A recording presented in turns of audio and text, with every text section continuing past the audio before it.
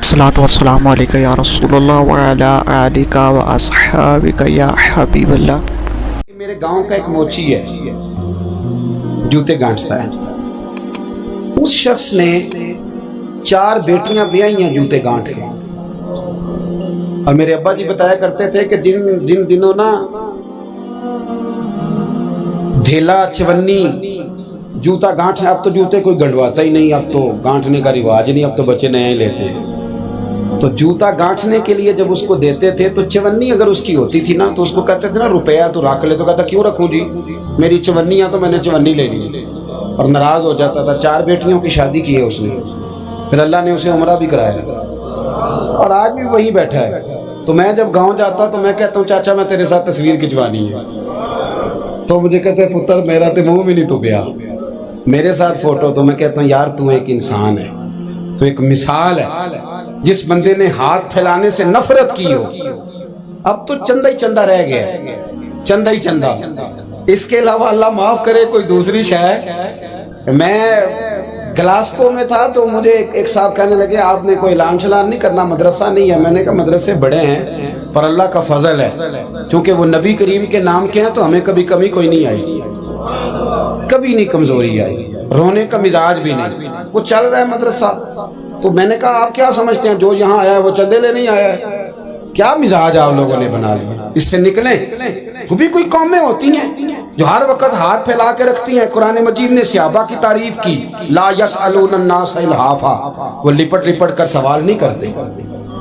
یہ اصحاب صفا کی بات کی قرآن پاک نے، لپٹ لپٹ کر سوال، خبردار تھوڑے پہ گزارا کرنا سیکھو، عزت کی زندگی جیو گے۔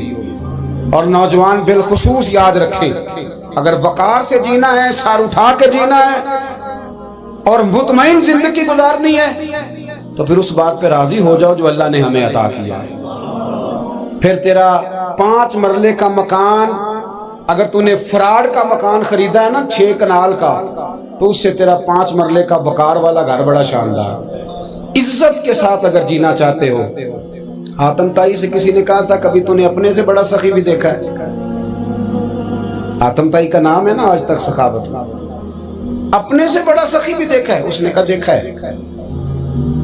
کون سا؟ کہنے لگا میں نے ایک دفعہ اپنے سارے شہر کی دعوت پکائی تو میں چہرے پہ نقاب اوڑھ کے نکلا کہ پتہ کروں کوئی آدمی رہ تو نہیں گیا۔ تو جب میں جنگل میں گیا تو میں نے ایک بابے کو لکڑیاں کاٹتے دیکھا۔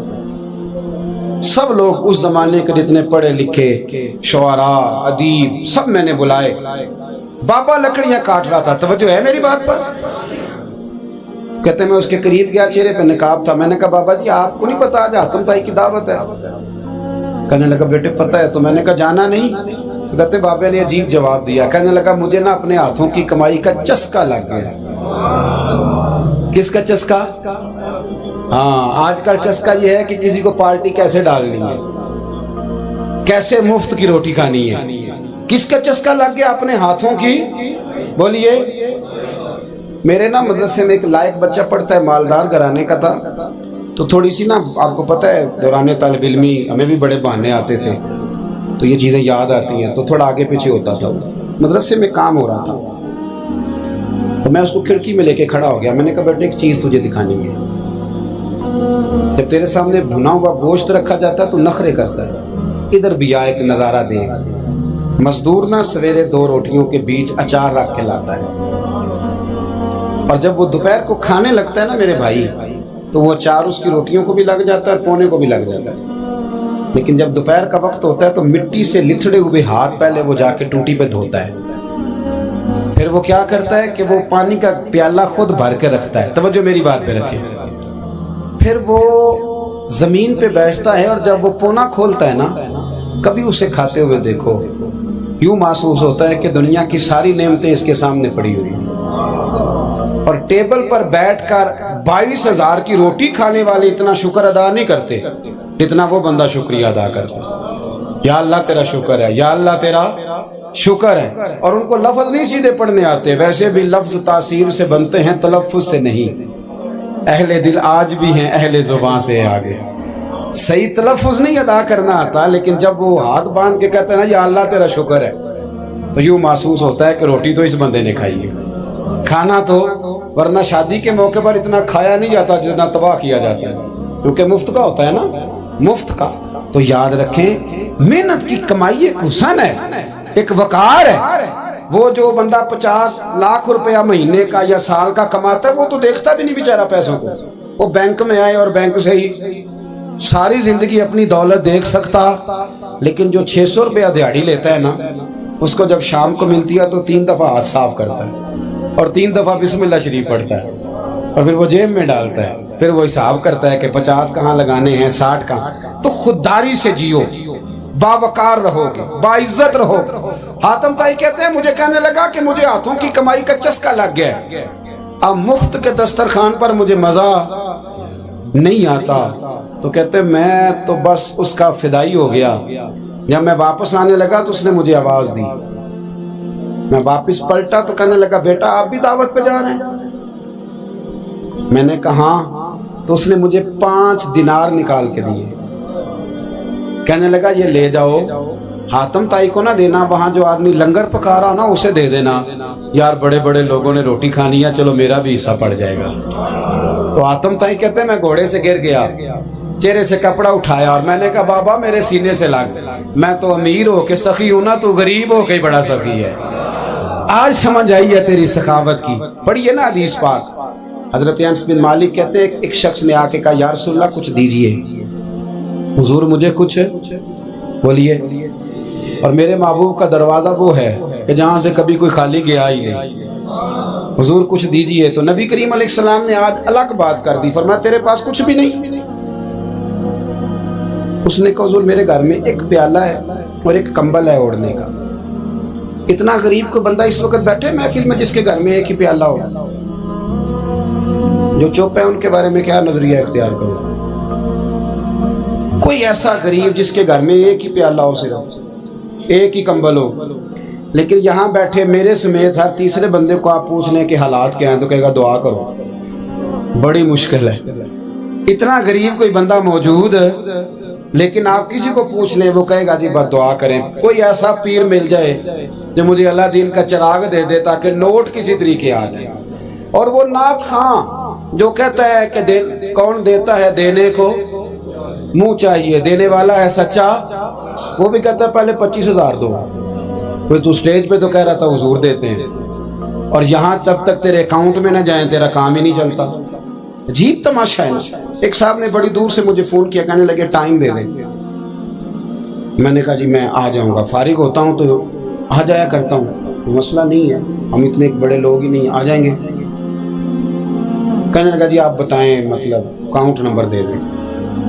मैंने कहा यार आपने गलत जगह फोन कर लिया, मैंने तो बताया कि वो तो बड़े लोग होते हैं, तो हमें पता है अपनी हैसियत का, इंशाल्लाह हाजिर हो जाएंगे, आपसे बात होगी। कहने लगे नहीं आपको तो कुछ बताना ही पड़ेगा, कुछ बताएं कुछ बताएं। मैंने कहा कुछ भी नहीं, मैं इंशाल्लाह हाजिर होऊंगा। अल्लाह ने मुझे तौफीक दी है, मैं शाम को बड़ी ज़बरदस्त खाना अपने बच्चों में अच्छा बैठ के खाता हूँ। एक गाड़ी है जिस पे सफ़र करता हूँ, अगरचे मकान मेरा 2 कमरों का है, पर कभी अल्लाह ताला ने मेरे दिल में ये तमन्ना पैदा नहीं की कि कोई बहुत बड़ा हो तो गुजारा सही हो। मैं बड़ी इत्मीनान बख्श जिंदगी गुजारता हूँ, तो मैं आ जाऊँगा। कहने लगे नहीं तुम्हारी मेहरबानी कुछ दसो। मैं कहा 3 करोड़ रुपया दे चल। कितना जी? अल्लाह जानता है, हंसाने के लिए बात नहीं कर रहा, और मस्जिद में ऊंचा हंसे भी ना। कितने दें? जी ये तो आपने क्या कह दिया। मैंने कहा यार अगर मैंने अपने लफ्ज ही बेचने हैं तो अब मैं 25-40 हज़ार में बिक जाऊंगा। तो मैं तो समझता हूँ कि नबी पाक का फरमान बड़ा कीमती है, तो रेट लगाऊं तो मेरी हैसियत ये हो कि 40,000 रुपया। अगर मैंने बिकना ही है तो कोई रेट तो लूं ना।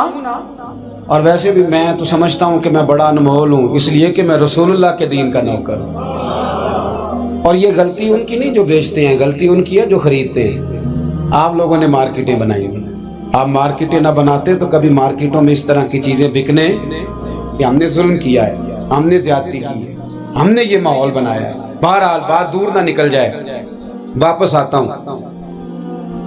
नबी करीम सल्लल्लाहु अलैहि वसल्लम ने फरमाया तेरे पास कुछ नहीं, एक कंबल है और एक, हुजूर ने फरमाया लेके आ। ये सरकार का फरमान सियासता से अर्ज कर रहा हूँ। अगरचे इमाम जलालुद्दीन सुयूती ने तफसीर दुर्र मंसूर में तफसील के साथ इस रवायत को कई तुरुक से बयान کہا ایک کمبل, یارو سوچو ایک کمبل جس بندے کے پاس ہو, ایک پیالہ, اس سے بھی کوئی غریب ہوگا. حضور نے منگا لیا اور بولی لگا دی, کون خریدے گا؟ ایک شخص نے کہا 1 دینار, ایک نے کہا 2. حضور نے 2 دینار میں بیچ دیا. وہ بولا نہیں کہ حضور 2 ہی تو چیزیں تھی, وہ بھی بیچ دیا آپ نے. اللہ کے رسول نے فرمایا 1 دینار کا کھانا لے جاؤ اور 1 دینار کا کلاڑا خرید کے لاؤ. وہ لائے.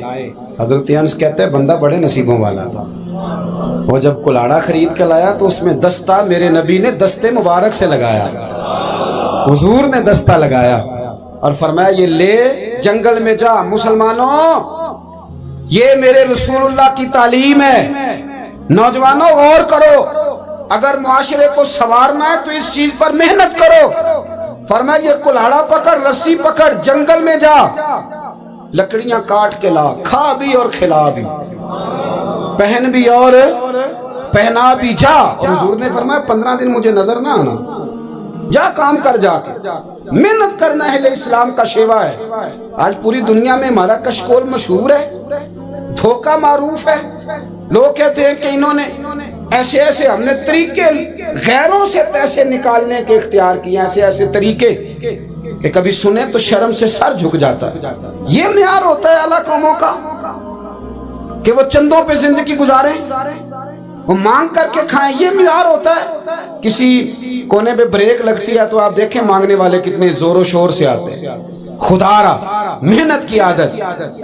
وہ صحابی چلے گئے, 15 دن کے بعد آئے. یہ لفظ امام سیوطی نے لکھے. 15 دنوں کے بعد آئے تو حضور نے فرمایا تیرا حال کیا ہے؟ حضرت انس کہتے ہیں مجھے بھی تجسس تھا کہ پتہ تو چلے. تو وہ مسکرائے, عرض کرنے لگے یا رسول اللہ پہلے 1 پیالہ تھا, اب سارے گھر کے برتن بن گئے. یا رسول اللہ برکت آپ کی ہے, پہلے 1 کمبل تھا, اب سارے گھر کے بستر بن گئے. اور امام سیوطی کہتے ہیں انہوں نے جیب میں ہاتھ ڈالا تو 10 دینار نکالے. عرض کی حضور رکھ لے, میں صحابہ صفا کے لنگر میں حصہ ڈالنے آیا ہوں, یہ قبول کر لے مجھ سے.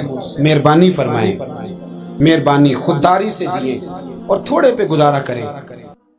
دوستو ویڈیو اچھی لگے چینل کو سبسکرائب, لائک, کامنٹ اور شیئر کرنا نہ بھولیے گا. جزاک اللہ.